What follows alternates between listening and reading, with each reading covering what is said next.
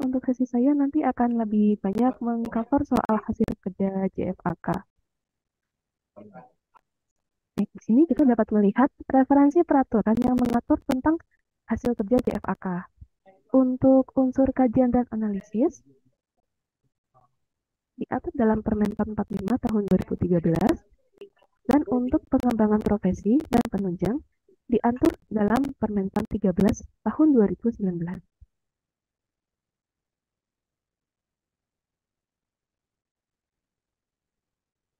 Baik, unsur kajian dan analisis mencakup karya tulis kedinasan dan karya tulis ilmiah. Untuk karya tulis kedinasan, terdapat 12 hasil kerja terlapir antara lain naskah akademik, RUU, RPP, RPPres, RPMen, dan Raperda. Kemudian rancangan kebijakan, buku referensi kebijakan nasional dan internasional, monograf kebijakan, laporan hasil pemantauan kebijakan, laporan hasil evaluasi kebijakan, telaan staf, bahan pidato, ceramah presentasi. Izin Bu Siva, suaranya bindeng ya Bu?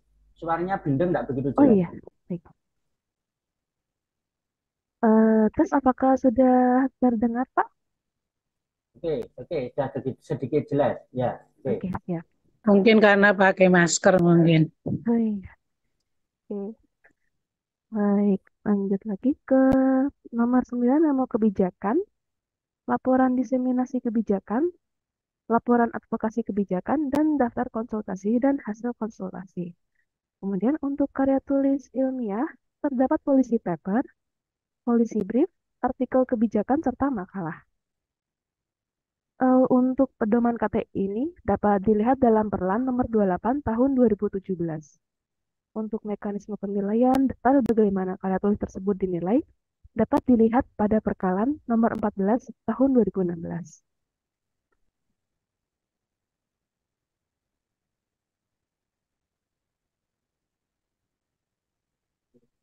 Kemudian maksimal angka kredit yang dapat diklaim dari unsur kajian dan analisis dapat Bapak Ibu lihat dalam Permentan nomor 45 tahun 2009, tahun 2013 ya.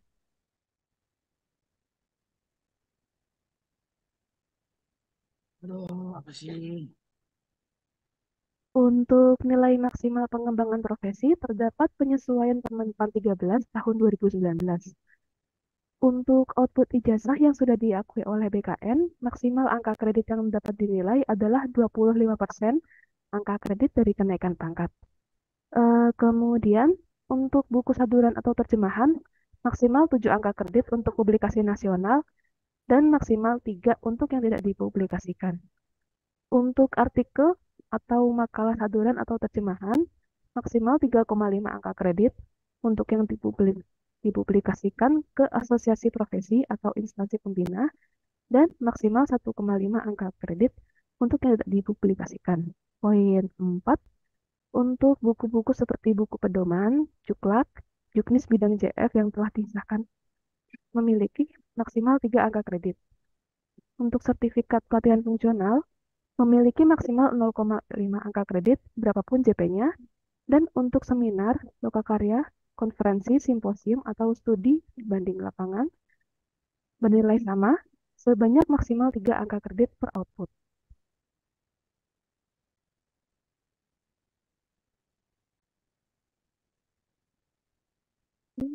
Untuk poin 7, 8, kemudian selanjutnya yang perlu di highlight sepertinya adalah poin ke-13 dan 14. Untuk sertifikat atau piagam penghargaan tingkat internasional adalah 35% dari kenaikan pangkat, 25% untuk tingkat nasional, dan 15% untuk tingkat lokal. Dan untuk laporan pemeliharaan kinerja dan target kinerja seperti LAKIP, LKIP, laporan tahunan, dan sejenisnya, memiliki maksimal 0,5 angka kredit.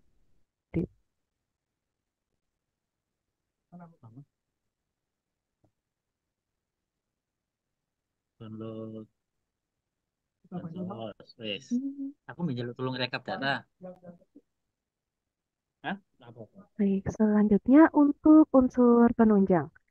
Sama seperti unsur sebelumnya, terdapat penyesuaian Permenpan 13 tahun 2019, terutama pada poin 5, tentang laporan kegiatan pendukung pelaksanaan tugas CF yang memiliki maksimal angka kredit 0,04 per output. Baik.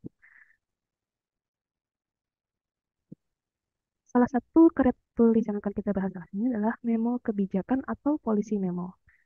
Polisi memo serupa dengan polisi brief, namun dikerjakan dalam waktu yang sangat pendek, berisi rekomendasi singkat untuk landasan pembuat keputusan yang bersifat terbatas. Penyusunan memo kebijakan terdiri dari pembuka, bagaimana masalah telah berkembang atau menjadi perhatian dan mengapa keputusan tersebut diperlukan.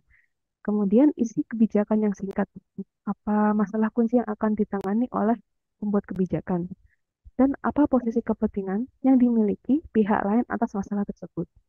Kemudian alternatif kebijakan, apa program yang tindakan yang rasional, pro dan kontra dari setiap pilihan, dan risiko atau potensi yang mungkin muncul sebagai akibat dari pilihan. Kemudian rekomendasi dengan rasionalnya. Rekomendasi dengan rasionalitasnya sebagai penutup. Pertimbangkan risiko politik bagi pembuat kebijakan jika rekomendasi tersebut diikuti. Kemudian bukti-bukti pendukung dari polisi memo adalah surat atau nota dinas penyampaian ke pimpinan, kemudian dokumen memo kebijakan, surat penugasan, dan surat pernyataan penggunaan oleh decision maker.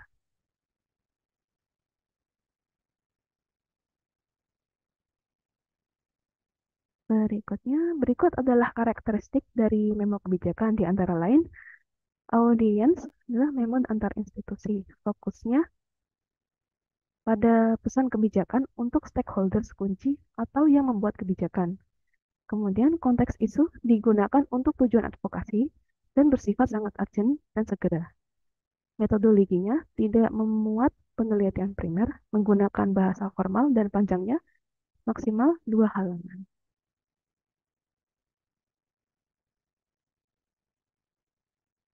Selanjutnya adalah telaah staf. Telaah staf adalah bentuk uraian yang disampaikan oleh pejabat atau staf yang memuat analisis singkat dan jelas mengenai suatu persoalan dengan memberikan jalan keluar atau pemecahan yang disarankan. Pedoman penulisan telaah staf dapat dilihat pada perkalaan nomor 6 tahun 2018 tentang pedoman tata naskah dinas di lingkungan. Bukti pendukung untuk telaah staf diantaranya adalah surat atau nota dinas, penyampaian ke pimpinan, dokumen telaah staf, surat penugasan, serta surat pernyataan penggunaan. Telaah staf disusun untuk menyediakan informasi bagi decision maker dalam membuat keputusan, disebabkan oleh beberapa hal, di antaranya kebutuhan untuk dapat memahami masalah dalam waktu yang singkat, perlunya dukungan data dan informasi yang memadai dan akurat, dan umumnya bersifat kausif atau spesifik atas permintaan atau pernyataan dari sebuah instansi, kebutuhan untuk memahami berbagai kebijakan yang di saat ini berlaku terhadap masalah yang dihadapi, keterbatasan waktu yang dimiliki dalam membuat keputusan atau solusi masalah, dan dapat merupakan inisiasi JFAK atas pemikiran kritis terhadap masalah publik terkait unit organisasi.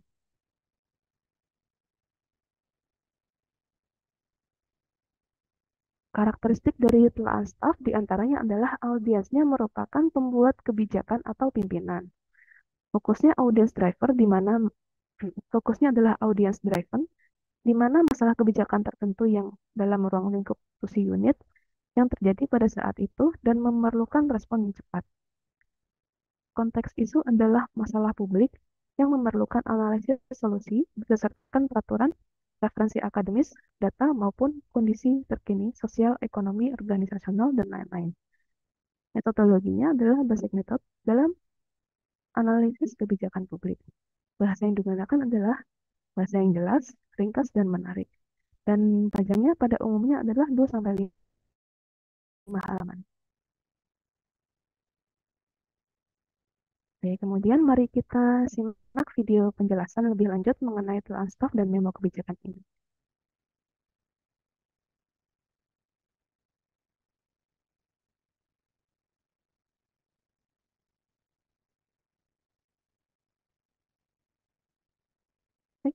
Apakah sudah terdengar, Bapak Ibu? Sudah. Suaranya belum.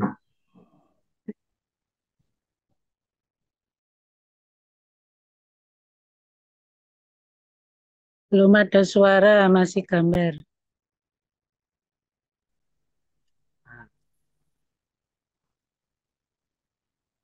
Kok menang?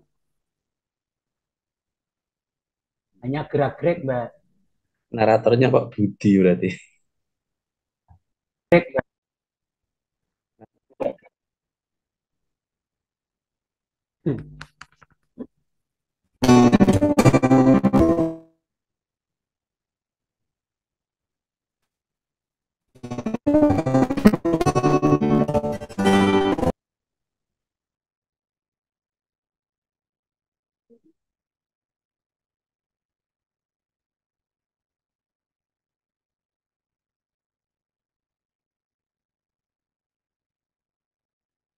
Indonesia.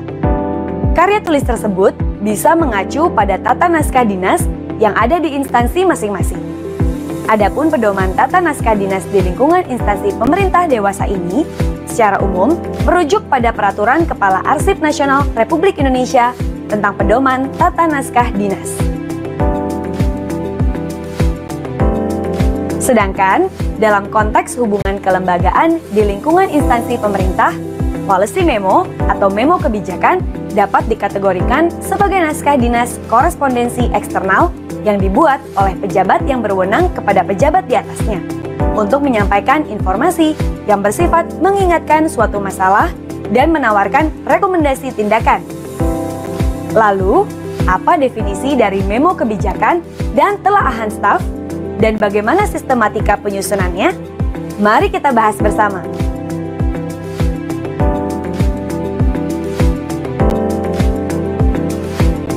Pembahasan yang pertama adalah policy memo atau memo kebijakan. Policy memo atau memo kebijakan adalah dokumen strategis yang memuat analisis masalah secara akurat dan menawarkan rekomendasi kebijakan untuk dijadikan dasar pengambilan keputusan bagi pimpinan. Tujuan dari memo kebijakan ini diantaranya menyediakan informasi yang dibutuhkan pembuat kebijakan untuk melakukan pekerjaan mereka, memecahkan masalah yang kompleks menjadi fakta penting, mengevaluasi alternatif tindakan, memberikan rekomendasi tindakan. Dalam menyusun memo kebijakan, terdapat beberapa poin yang perlu diketahui, yakni sistematika penulisan memo kebijakan tidak baku. Memo kebijakan berfokus pada satu isu kebijakan. Penulisan memo kebijakan disarankan tidak melebihi dari 2 halaman. Memo kebijakan setidaknya memuat 4 elemen penting, yaitu ringkasan eksekutif, pendahuluan, analisis masalah, dan rekomendasi kebijakan. Untuk mengetahui lebih lanjut tentang 4 elemen penting memo kebijakan, mari kita bahas satu persatu. Pertama, elemen ringkasan eksekutif. Pada bagian ini, digambarkan secara singkat masalah kebijakan yang diangkat. Kemudian, deskripsikan juga secara singkat rekomendasi yang ditawarkan berdasarkan hasil analisis yang sudah dilakukan. Selanjutnya, dapat memberikan deskripsi singkat apabila rekomendasi kebijakan tersebut diambil. Kedua, pendahuluan. Pada bagian ini, memuat definisi masalah kebijakan secara jelas, mendeskripsikan latar belakang masalah secara kontekstual, dan mendeskripsikan ruang lingkup masalah yang akan dicakup dalam memo kebijakan ini. Selain itu, pada bagian ini juga harus mendeskripsikan mengapa masalah kebijakan tersebut patut menjadi perhatian dan perlu diambil sebuah keputusan untuk dipecahkan. Satu hal yang juga perlu dituangkan di sini, yaitu metode yang digunakan dalam membuat memo kebijakan ini. Hal ini diperlukan untuk membantu meletakkan dasar yang masuk akal mengapa rekomendasi kebijakan ditawarkan. Ketiga, analisis masalah.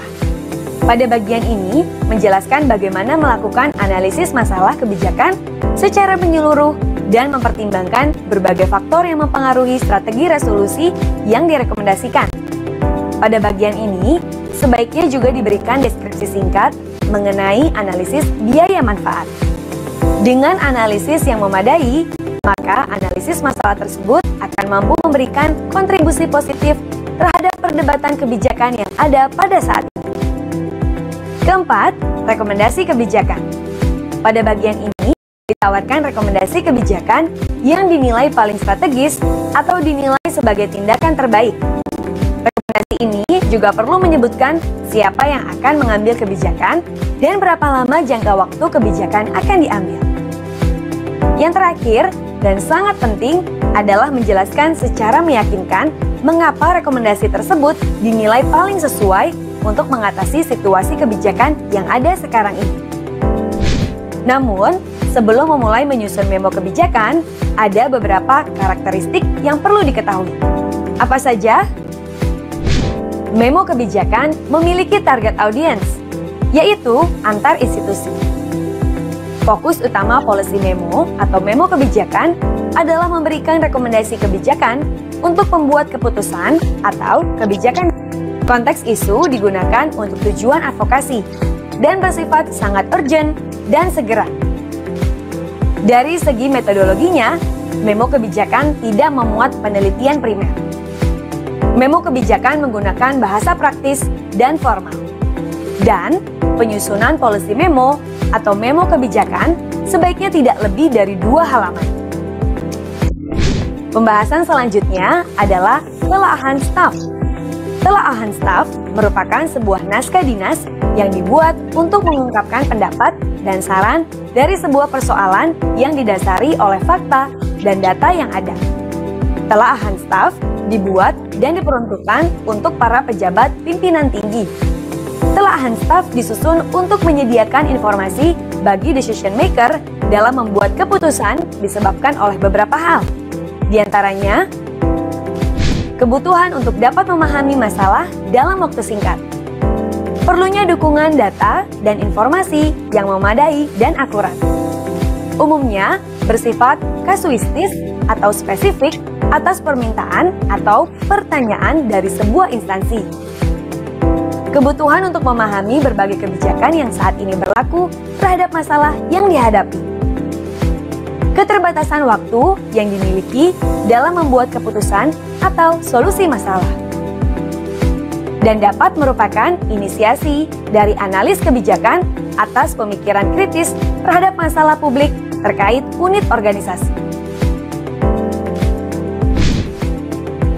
Untuk menulis telaahan staf yang baik dan benar, tentunya harus memuat beberapa hal sebagai berikut. Pertama, adalah judul telaahan staf. Kedua, yakni persoalan atau permasalahan. Pada bagian ini memuat pernyataan singkat dan jelas tentang persoalan yang akan dipecahkan. Ketiga, adalah praanggapan atau hipotesis. Oh, Mbak Rory. Memuat dugaan yang beralasan berdasarkan data dan saling berhubungan sesuai dengan situasi yang dihadapi. Praanggapan juga merupakan kemungkinan kejadian di masa mendatang. Keempat, adalah bagian fakta yang mempengaruhi, yang memuat fakta yang merupakan landasan analisis dan pemecahan persoalan. Kelima, yakni analisis. Pada bagian ini, memuat analisis pengaruh peranggapan dan fakta terhadap persoalan serta akibatnya, hambatan, serta keuntungan dan kerugiannya, serta pemecahan atau cara bertindak yang mungkin atau dapat dilakukan. Keenam, adalah simpulan. Bagian simpulan memuat intisari hasil diskusi, serta pilihan dan satu cara bertindak atau jalan keluar sebagai pemecahan persoalan yang dihadapi. Dan terakhir adalah saran. Bagian ini memuat secara ringkas dan jelas tentang saran tindakan untuk mengatasi persoalan yang dihadapi. Namun, sebelum memulai menyusun telaahan staf, ada beberapa karakteristik yang perlu diketahui. Apa saja?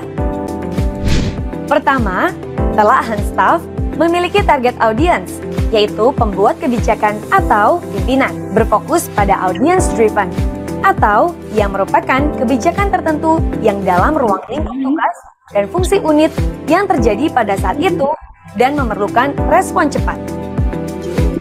Memiliki konteks isu seperti masalah publik atau user yang memerlukan analisis solusi berdasarkan peraturan, referensi akademis, data, maupun kondisi terkini sosial, ekonomi, organisasi, dan lain-lain. Untuk metodologinya, menggunakan metode dasar dalam analisis kebijakan publik. Menggunakan bahasa yang jelas, ringkas, dan menarik. Dan penyusunan telahan staf pada umumnya 2 hingga 5 halaman. Demikianlah pembahasan mengenai memo kebijakan dan telahan staf.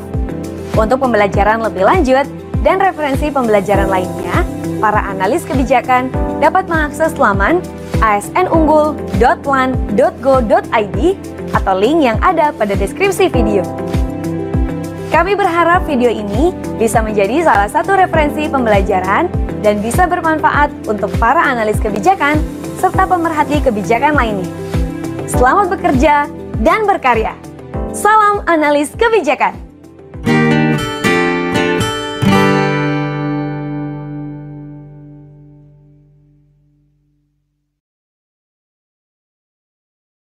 Baik, Bapak Ibu, untuk contoh telahan staf dapat Bapak Ibu akses di file drive terlampir.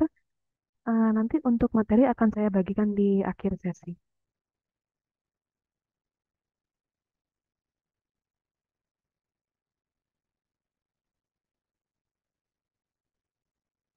Baik, berikutnya ada policy paper dan policy brief. Policy paper adalah dokumen tertulis hasil penelitian yang berfokus pada isu kebijakan spesifik atau tertentu yang menyajikan rekomendasi yang jelas kepada pembuat kebijakan. Oke. Bukti-bukti pendukung untuk policy paper adalah surat atau nota dinas, penyampaian ke pimpinan, dokumen policy paper, SK penugasan jika ada, dan bukti publikasi penyebarluasan dokumen. Sedangkan untuk policy brief atau ringkasan kebijakan adalah dokumen ringkas dan netral yang berfokus pada isu tertentu yang membutuhkan perhatian pengambil kebijakan, yang memaparkan alasan atau rasional pemilihan alternatif kebijakan tertentu yang ada pada tataran perdebatan kebijakan. Dan bukti-bukti pendukung policy brief adalah surat atau nota dinas penyampaian ke pimpinan, dokumen policy brief, SK penugasan jika ada, dan pernyataan penggunaan oleh decision maker. Sistematika penulisan policy brief dapat dilihat pada Perlan nomor 28 tahun 2017 tentang pedoman penulisan KPI bagi analis kebijakan. Terdiri dari judul, executive summary, pendahuluan, deskripsi majalah, masalah, rekomendasi kebijakan, appendix atau lampiran, dan daftar pustaka. Berikut ini adalah contoh desain policy brief, didesain dengan sedemikian rupa dan singkat untuk menarik audiens untuk membaca. Kemudian, sistematika policy paper, pedomannya masih sama di Perlan nomor 28 tahun 2017, terdiri dari ringkasan eksekutif yang menjelaskan ruang lingkup analisis secara singkat dan jelas terkait gambaran masalah, urgensi masalah, alternatif kebijakan dan rekomendasi kebijakan, kemudian pendahuluan, elaborasi tentang gambaran masalah untuk membantu pembaca memahami pokok permasalahan, kemudian latar belakang dari kebijakan, yaitu deskripsi tentang existing kebijakan atau wacana kebijakan yang akan ditindaklanjuti dengan dukungan data atau informasi yang relevan dengan pokok permasalahan. Kemudian pernyataan kebijakan. Nah, di bagian ini memuat tentang tujuan kebijakan, alasan kebijakan penting untuk dianalisis, faktor kunci kebijakan, dan manfaat strategis kebijakan. Lalu pembahasan yaitu analisis terhadap alternatif solusi yang mengacu pada situasi masalah serta risiko dan dampak yang berpengaruh terdapat implementasi kebijakan yang dapat ditindaklanjuti oleh decision maker. Kemudian kesimpulan dan rekomendasi itu usulan pilihan kebijakan yang dapat dipertimbangkan oleh decision maker dan konteks implementasi rekomendasi, Misal, peluang dan tantangan kebijakan yang diusulkan, kemudian referensi dan lampiran. Kemudian ada biografi singkat penulis yang merupakan bagian yang berisi tentang riwayat penulis, mulai dari riwayat pendidikan, pengalaman, serta portofolio yang relevan. Berikut ini adalah contoh bentuk dari policy paper.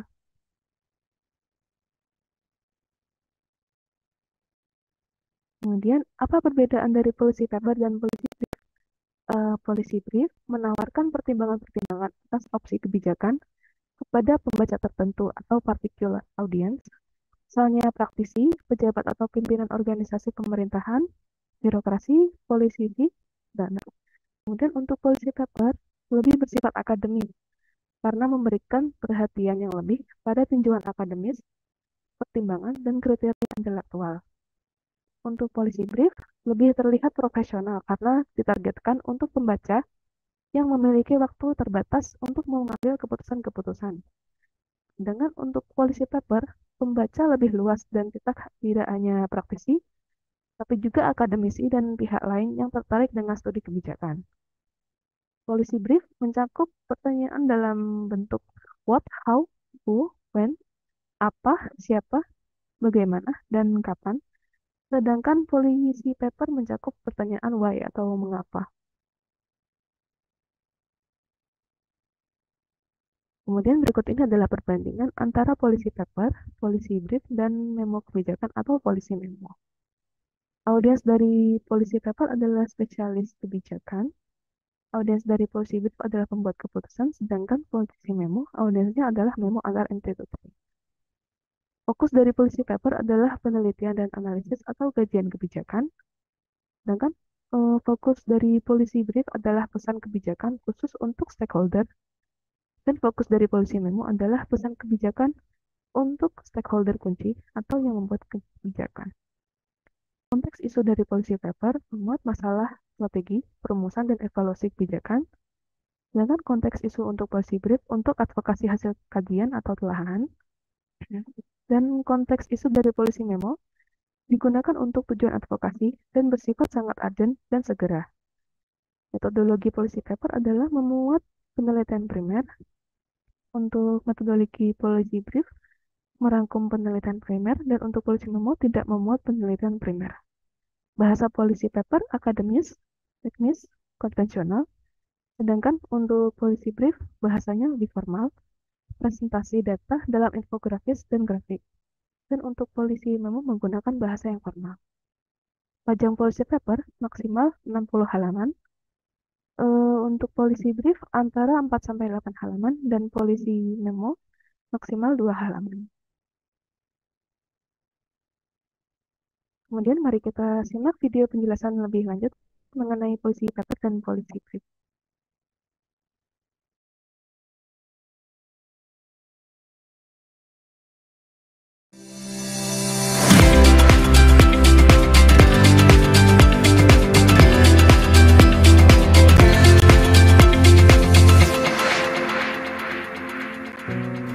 Digital mini series produk analis kebijakan. Kali ini kita akan bicara tentang policy paper. Kenapa kita perlu mendokumentasikan saran kebijakan? Hasil analisis kebijakan akan bermanfaat apabila dikomunikasikan secara efektif kepada pembuat kebijakan. Salah satu bentuk komunikasi yang umum dilakukan adalah melalui pendokumentasian secara tertulis. Namun, untuk dapat menyampaikan saran kebijakan secara efektif, kemampuan menulis saja tidaklah cukup. Analis kebijakan harus dapat memahami kebutuhan dan karakteristik audiens atau pembuat kebijakan. Misalnya, memahami masalah publik apa yang sedang menjadi pemikiran pembuat kebijakan, cara penyajian data yang menjadi preferensi pembuat kebijakan, seperti data statistik serial, atau data gambar, foto, atau data kisah sukses di tempat lain, atau best practice gitu ya. Dokumen saran kebijakan dapat menjadi alat untuk berbagi dalam proses kebijakan.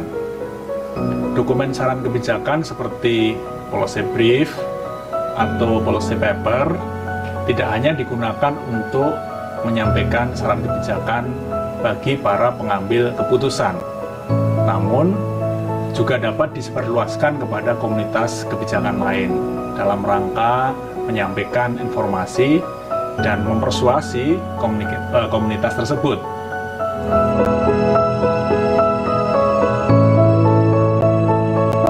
Policy paper merupakan analis atau penelitian kebijakan yang didesain untuk menjawab pertanyaan penelitian yang relevan dengan kebijakan. Dokumen ini berisikan bukti atau evidence yang dikemas dalam serangkaian data dan informasi, serta analisis yang dapat digunakan sebagai bahan pertimbangan dalam setiap tahapan kebijakan atau policy cycle. Oleh karena itu, dapat dikatakan jika policy paper lebih bersifat akademis jika dibandingkan dengan policy brief, karena policy paper memberikan perhatian yang lebih pada tinjauan akademis terhadap argumentasi tertentu dan juga penilaian-penilaian subjek tertentu berdasarkan pertimbangan intelektual dan kriteria intelektual. Nah, berbeda dengan policy brief, pengguna atau target audience dari policy paper tidak hanya para pembuat kebijakan, tetapi juga akademisi, yakni stakeholder yang berasal dari institusi pendidikan tinggi, peneliti, masyarakat akademik, atau pemerhati kebijakan. Sedangkan masyarakat umum bukanlah target utama policy paper selayaknya policy brief. Policy paper sebagai salah satu bentuk dokumen kebijakan tentu dapat digunakan sebagai saran kebijakan dalam setiap tahapan kebijakan publik.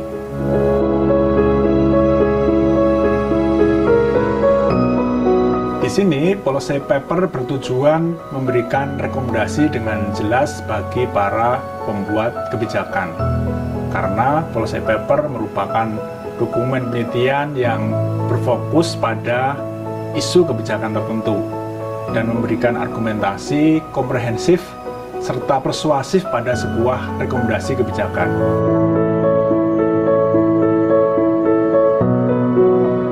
Sebagai dokumen analisis kebijakan, berikut kriteria policy paper yang baik.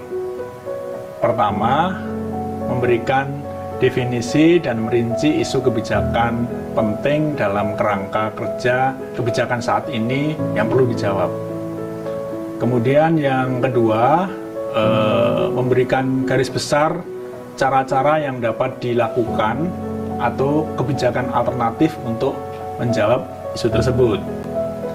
Kemudian ketiga, memberikan evaluasi mengenai hasil yang mungkin diperoleh dari pilihan-pilihan tersebut berdasarkan kerangka kerja analisis yang telah digariskan dan bukti dari kerangka kerja kebijakan saat ini.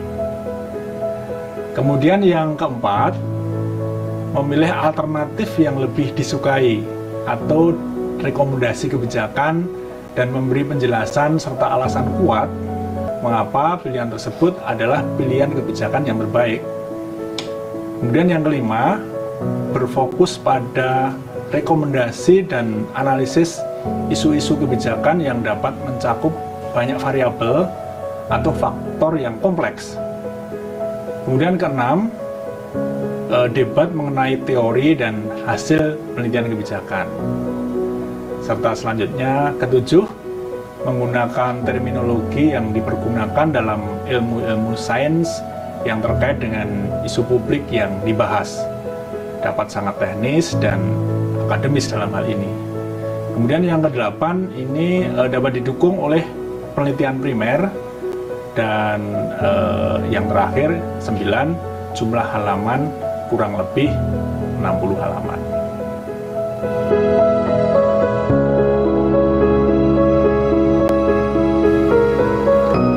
Lalu berikut cara menyusun policy paper yang efektif.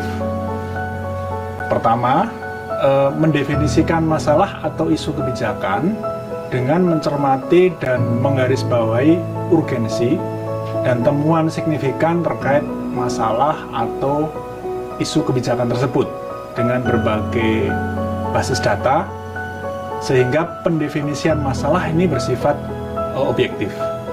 Kemudian yang kedua, menyajikan analisis data, bukan sekedar menyajikan data. Pada tahap ini perlu ditunjukkan bagaimana penulisan policy paper sampai temuan atau rekomendasi melalui analisis data kualitatif dan kuantitatif. Kemudian yang ketiga, buatlah kesimpulan dengan hati-hati agar tidak terjadi kesalahan dalam melakukan interpretasi. Kemudian yang keempat, meringkas temuan atau rekomendasi kebijakan. Rekomendasi kebijakan dirumuskan secara spesifik untuk memecahkan masalah yang juga spesifik. Nah, di sini hindari generalisasi.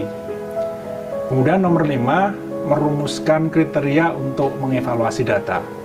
Hal ini penting untuk menjelaskan asumsi kunci dan metodologi yang mendukung analisis.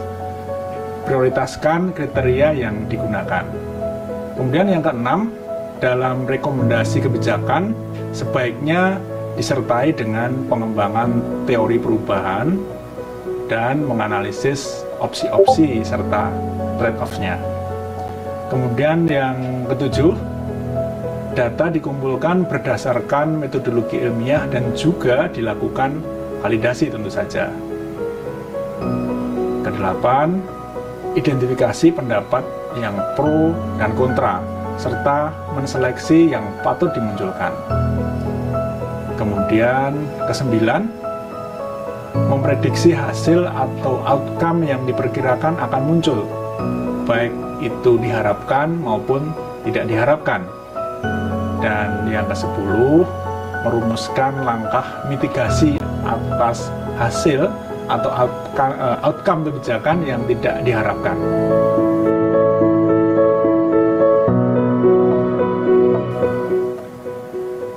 Berdasarkan Peraturan Kepala Lembaga Administrasi Negara Nomor 28 Tahun 2017, berikut sistematika penulisan sebuah policy paper. Yang pertama, diawali dengan ringkasan eksekutif. Kemudian kedua diikuti dengan adanya pendahuluan di situ, latar belakang dan kebijakan menyusul. Ketiga, kemudian yang keempat ada pernyataan kebijakan. Kemudian yang kelima, tentu saja harus ada pembahasan. Kemudian keenam, kesimpulan dan rekomendasi. Ketujuh, apa referensi yang digunakan. Kemudian yang kedelapan adalah lampiran. Serta terakhir, menuliskan biografi singkat penulisnya.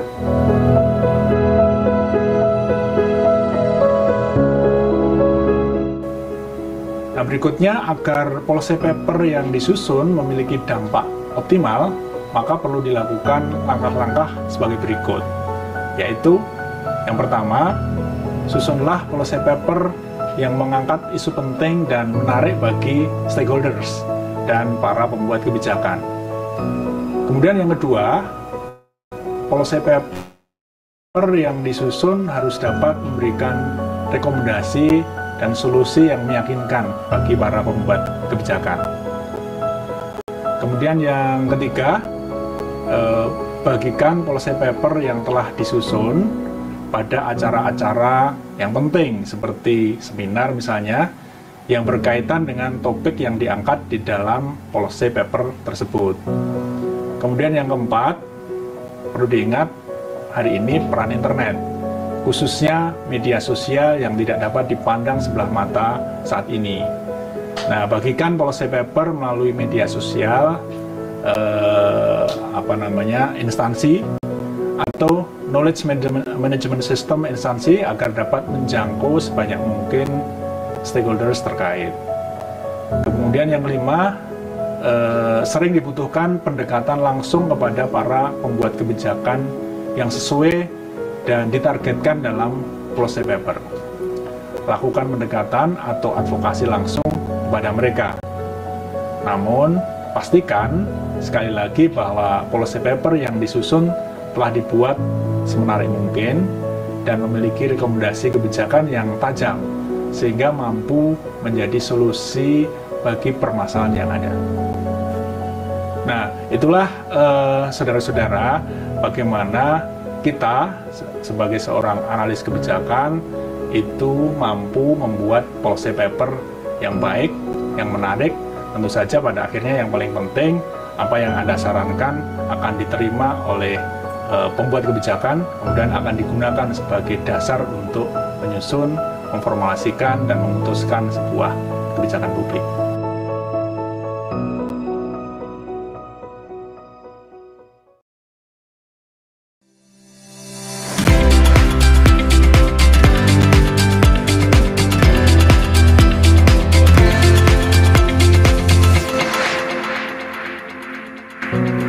Para pembelajar yang budiman, kenapa kita perlu mendokumentasikan saran kebijakan? Hasil analisis kebijakan akan bermanfaat apabila dikomunikasikan secara efektif kepada pembuat kebijakan. Salah satu bentuk komunikasi yang umum dilakukan adalah melalui pendokumentasian secara tertulis. Namun, untuk dapat menyampaikan saran kebijakan secara efektif, kemampuan menulis saja tidaklah cukup. Analis kebijakan harus dapat memahami kebutuhan dan karakteristik audiens atau pembuat kebijakan. Misalnya, memahami masalah publik apa yang sedang menjadi pemikiran para pembuat kebijakan. Cara penyajian data yang menjadi preferensi pembuat kebijakan, seperti data statistik serial atau data gambar, foto, atau data kisah sukses di tempat lain. Dokumen saran kebijakan dapat menjadi alat untuk berbagai tujuan dalam proses kebijakan. Dokumen saran kebijakan seperti policy brief atau policy paper tidak hanya digunakan untuk menyampaikan saran kebijakan bagi para pengambil keputusan, namun juga dapat disebarluaskan pada komunitas kebijakan lain dalam rangka menyampaikan informasi dan mempersuasi komunitas tersebut.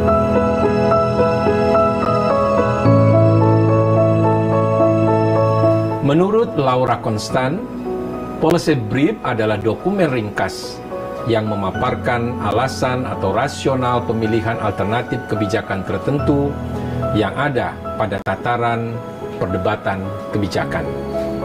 Dengan kata lain, policy brief merupakan dokumen hasil analisis atau penelitian kebijakan yang berisi informasi esensial yang berfokus pada isu tertentu dan membutuhkan perhatian atau tengah menjadi perhatian pengambil kebijakan.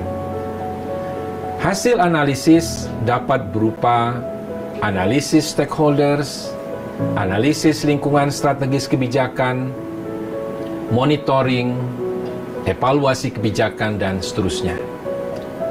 Di dalam policy brief, perlu dijelaskan urgensi dan bukti dari isu yang terkait.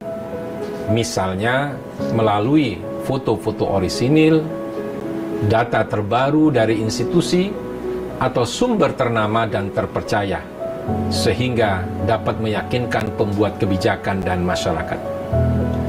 Di dalam policy brief, juga perlu ditawarkan beberapa alternatif kebijakan dan juga sederetan bukti atau proyeksi yang akan datang, termasuk berbagai konsekuensinya apabila alternatif kebijakan tersebut yang direkomendasikan diambil oleh para pembuat kebijakan.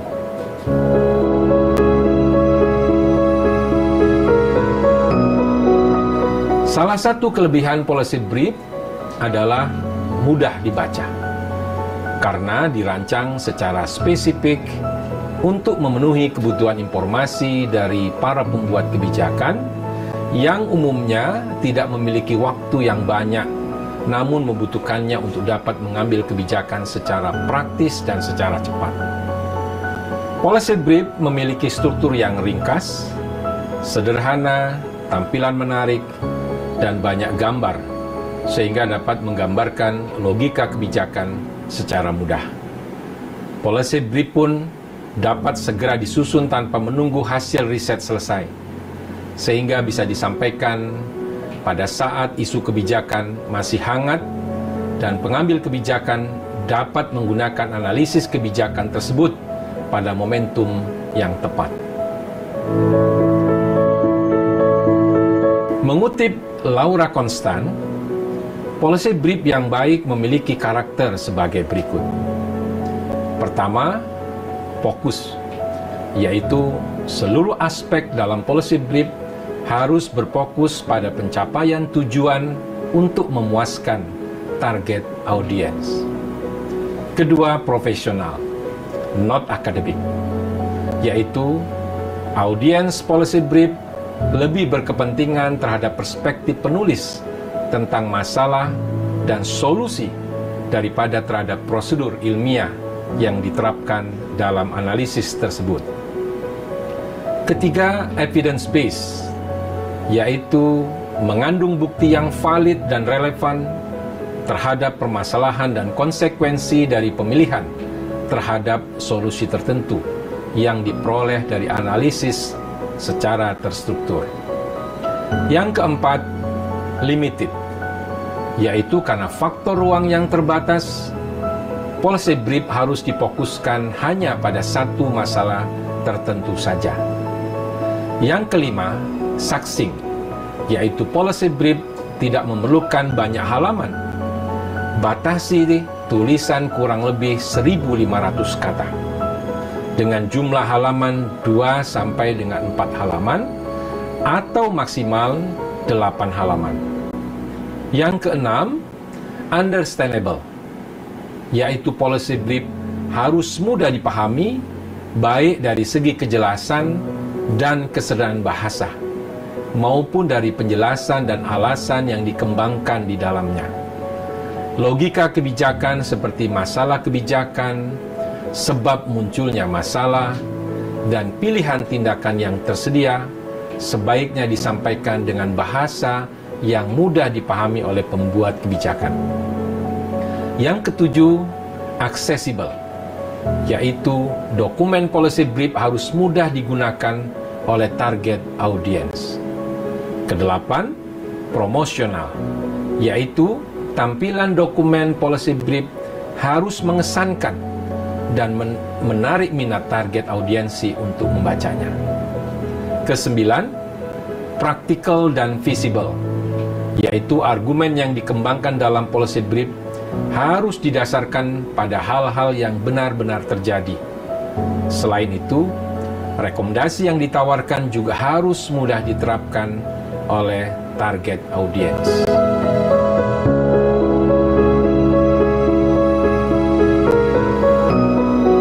Para pembelajar yang budiman, lalu bagaimana cara kita menyusun policy brief yang efektif tersebut? Ada beberapa tahapan yang harus kita pergunakan.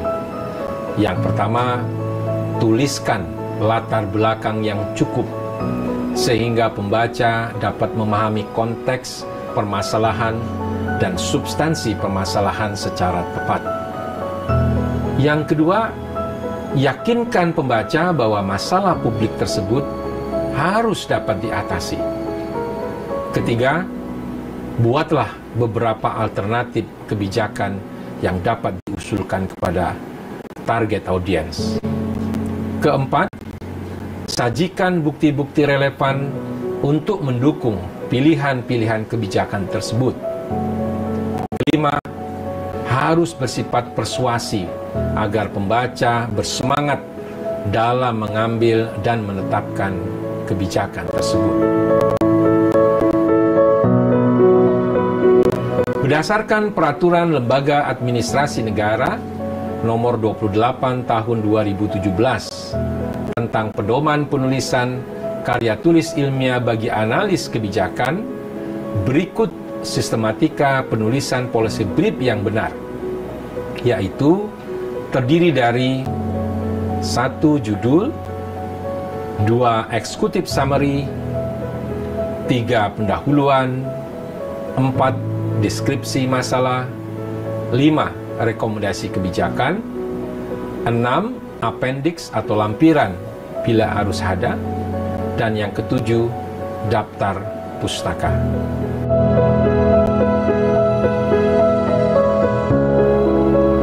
Para pembelajar yang budiman, bagaimana agar policy brief bisa berdampak kepada pembuat kebijakan dan juga kepada masyarakat? Agar policy brief yang disusun memiliki dampak optimal, maka diperlukan langkah-langkah sebagai berikut, yaitu pertama, susun policy brief dengan mengangkat isu yang penting dan menarik bagi para stakeholders dan pengambil kebijakan.